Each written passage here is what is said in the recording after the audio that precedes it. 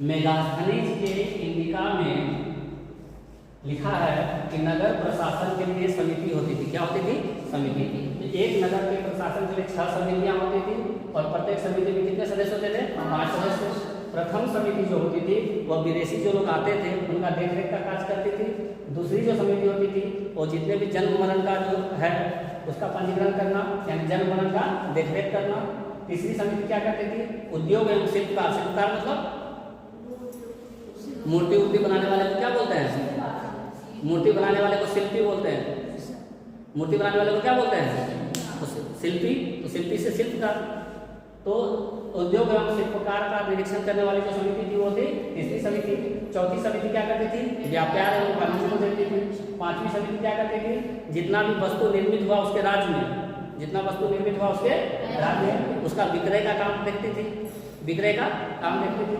और जो छठी समिति थी, विक्रय जो हुआ सामान, विक्रय जो सामान हुआ यानी बिक्री कर वसूलने का कार्य, जितना भी बिक्री हुआ उसमें टैक्स वसूलने का काम कौन करती थी? छठी समिति करती थी। तो ये आज हम लोग बात किए किसका? मौर्य साम्राज्य के बारे में। समझ में आया? रिविजन हो गया पूरा?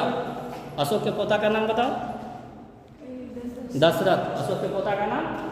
मौर्य समाज का अंतिम राजा दृढ़रथ। मौर्य समाज की स्थापना किसने की थी? ठीक बोल रहे हैं। मौर्य साम्राज्य की स्थापना किसने की थी?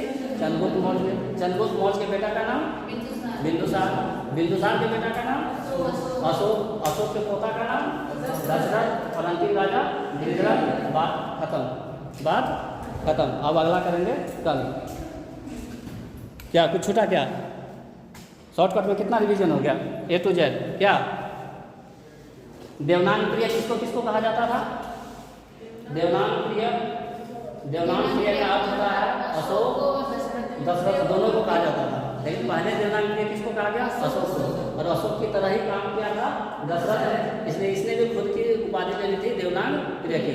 देवनान प्रिय का अर्थ क्या होता है? देवताओं का प्रिय। देवताओं का प्रिय। आजीविकों के लिए दोनों ने गुफा बनवाया। अशोक ने कहाँ बनवाया? बराबर की पहाड़ी में। बराबर की पहाड़ी में। दशरथ ने कहाँ बनवाया? गया के नागार्जुन की पहाड़ी में। गया के नागार्जुन की पहाड़ी में। ठीक है। मौर्य प्रशासन में सबसे ऊपर कौन होता था? राजा। राजा। सप्तांग सिद्धांत किसने दिया?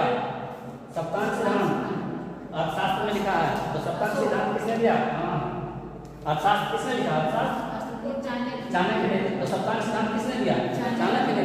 चाणक्य सिद्धांत, चाणक्य ने सप्तांग सिद्धांत का प्रतिपादन